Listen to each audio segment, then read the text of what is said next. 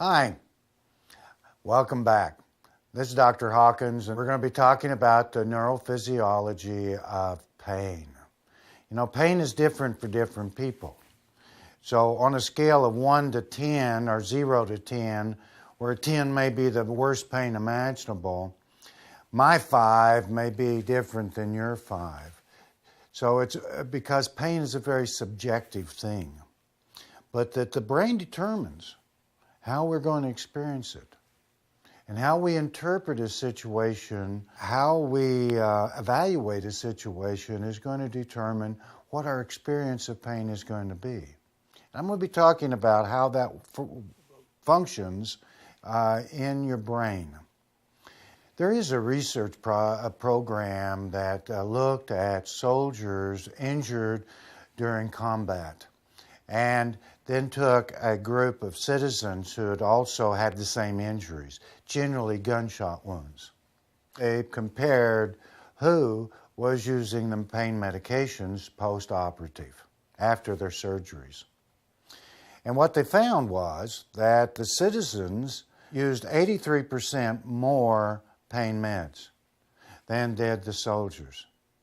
Now, why is that? How would that be? Well, what does it mean to have a gunshot wound if you are a soldier? Well, generally what that means is that you're going to go home. You're going to get a Purple Heart.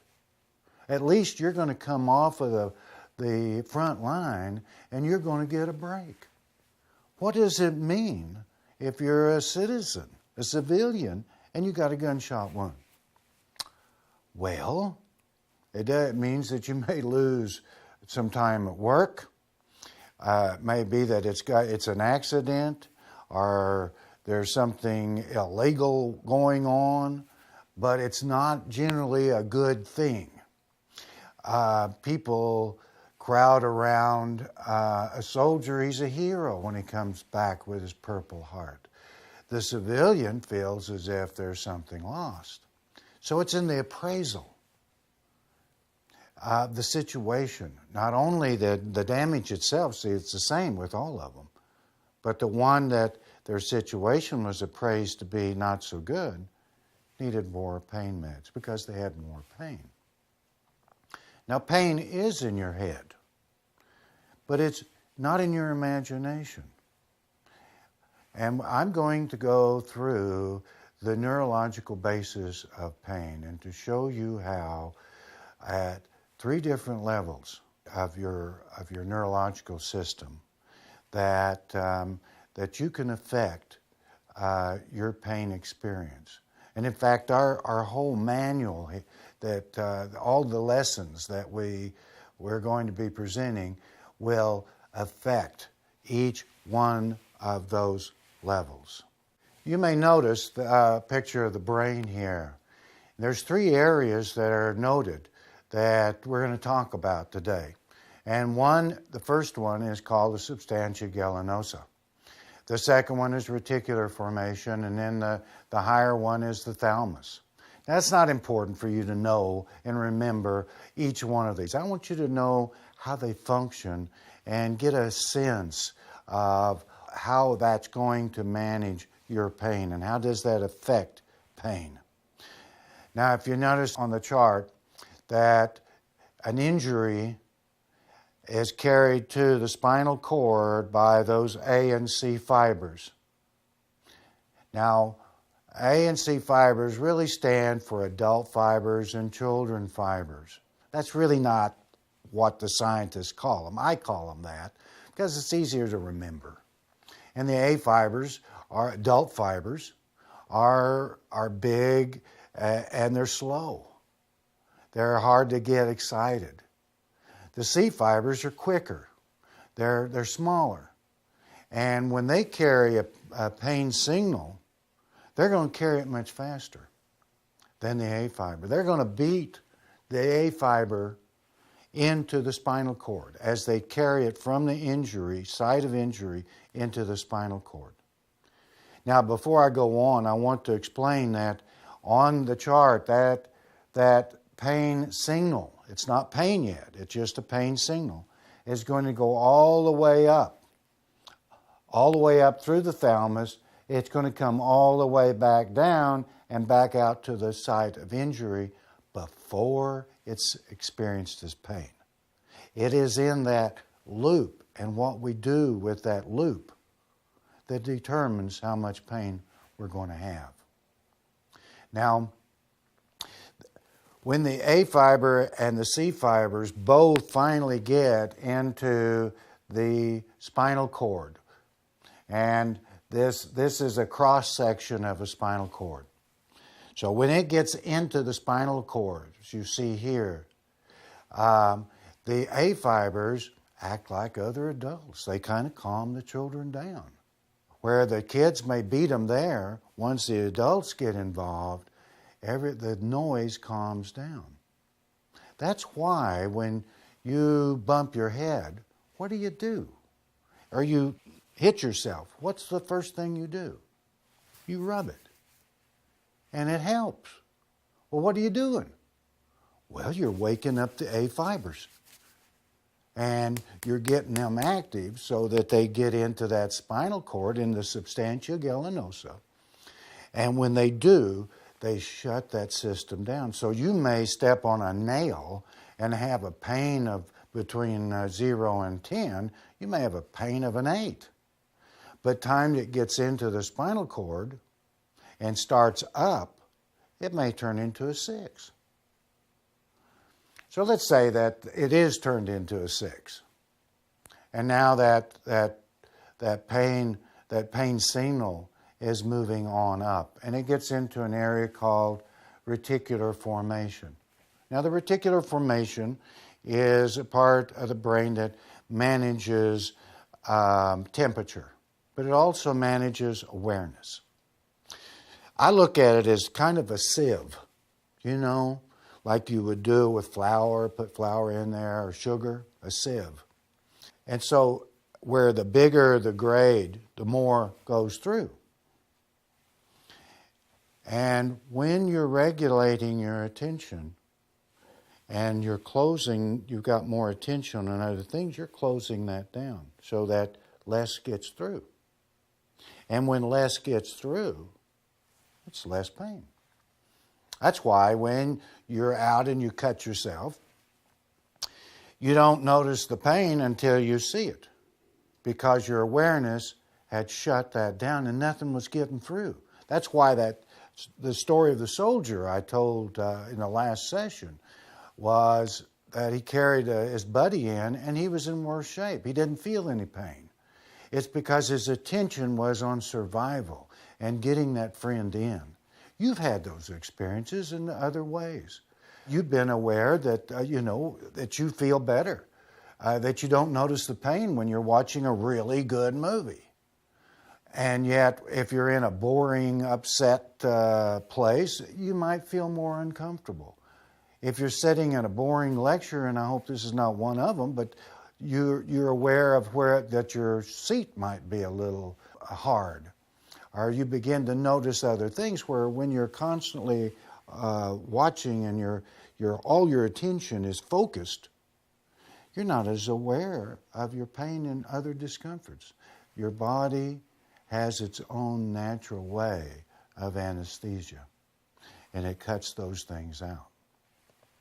The reticular formation depends upon how much time and energy you spend in looking at your pain, paying attention to your pain. And if it is the centerpiece of your life, you see you're paying a lot of attention to it. And it's just going to be more because you're going to open it up and more is going to come through. Now that pain starts on. Let's say it gets through and that 6 that came up from the substantia gallinosa now goes through the reticular formation and it moves on up to the thalamus. Now the thalamus is like a table. I think of a thalamus as a big long table like you would find in a boardroom. And around that table, in each one of those chairs, is represented everything about your life. There is a representative that knows exactly how you feel right now, how you felt in the past, what you think your experiences have been with pain, what your experiences have been with this or with that. Have you had any fears? Around that table sets all of the aspects of your life, because in actuality, the thalamus has connections with all parts of your brain. And it is like a switchboard that pulls it all together. The purpose of the thalamus is to keep you safe. So it's going to put out alarm when it interprets that you're in trouble. But it's going to have to pull together all the information you have in your life to determine whether you're in trouble or not, current and past. So, you may have have an experience of going to the zoo, and you're standing in front of this gorilla, and it's got a piece of glass this thick, and you're looking right at the gorilla. Now, suppose they raised that thing. How would you feel? It would be a whole different thing. That your interpretation of your safety, knowing that glass was there, and how that changed if the glass is gone. It's how we think, and whether we think we're in trouble or not. So when the thalamus determines that you're in trouble, it's going to fire, and it's going to throw you into a stress response, and to get you ready to protect yourself. That's the purpose of it. And when it fires, not only are you getting ready to protect yourself, but your pain goes up. So it's kind of like this pain signal starts coming up, gets into the thalamus, knocks on the door of the boardroom, and comes in and says, hey, everybody, we got this signal coming from this place at this frequency. What do we do? And then the board members all sit around and they decide, what do we do? Are we in trouble? And if they decide, I'm not sure we can handle this, we're in trouble, then the messenger is going to be more upset. That's why, in a crisis, the President of the United States will come on TV and say, everything is under control. Because if he doesn't, people panic. That our thalamus would do that. That's what our thalamus does. If your thalamus is saying to your body, you're in trouble, then everything fires.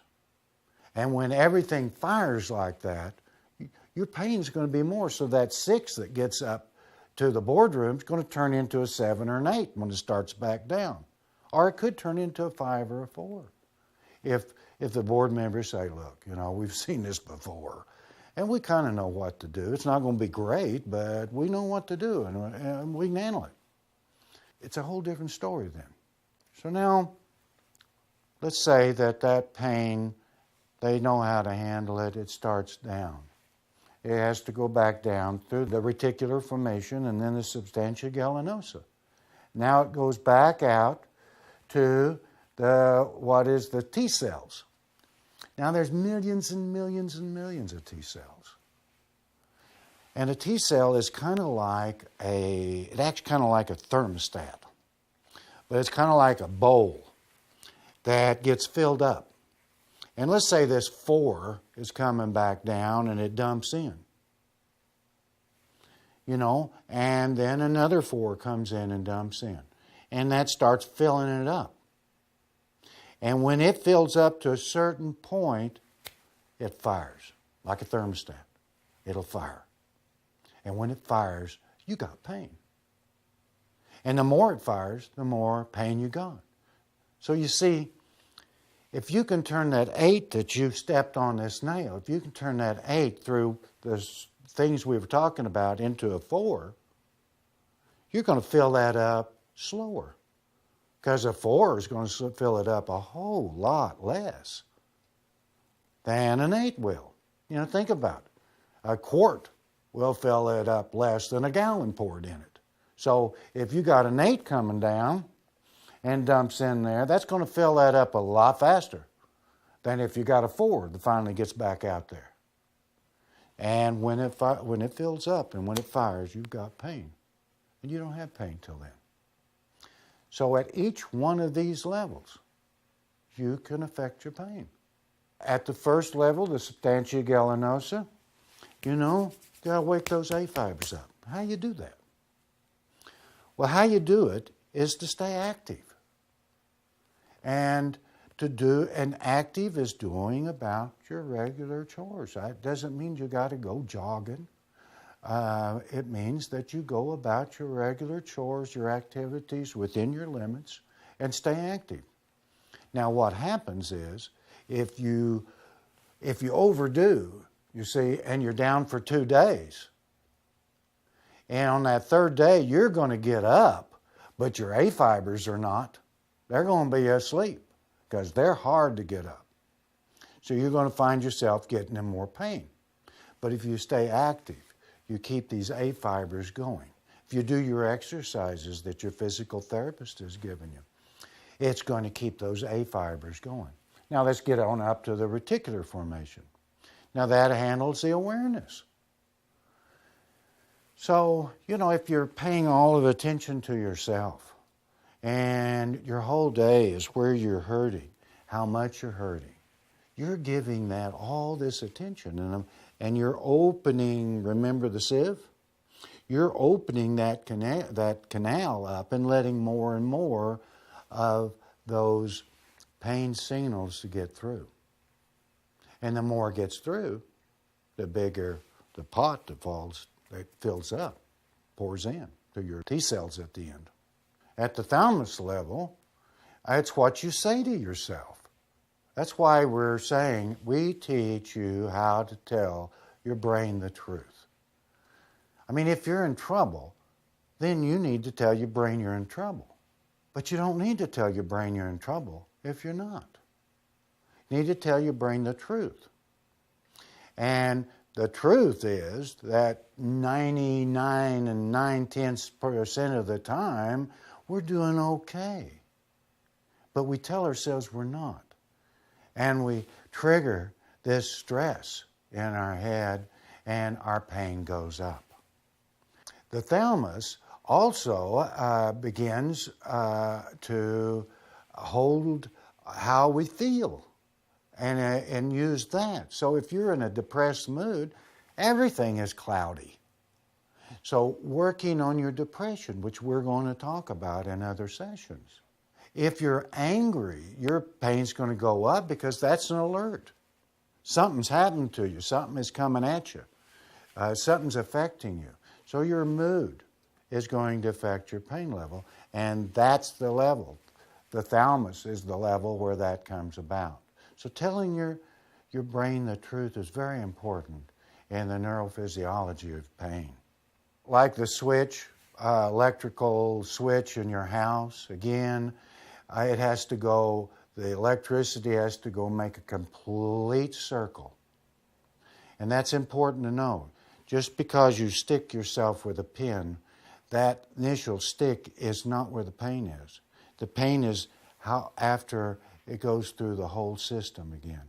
And in that process is our thinking, our beliefs, our interpretation of things, our appraisal of the situation, our past experiences. And we're going to put all of that together in these sessions. We're going to learn how to handle those and how to tell the brain the truth. And we're finishing our session, and I want you to have a great day and practice the relaxation. I'm Dr. Hawkins, and I'll see you next time.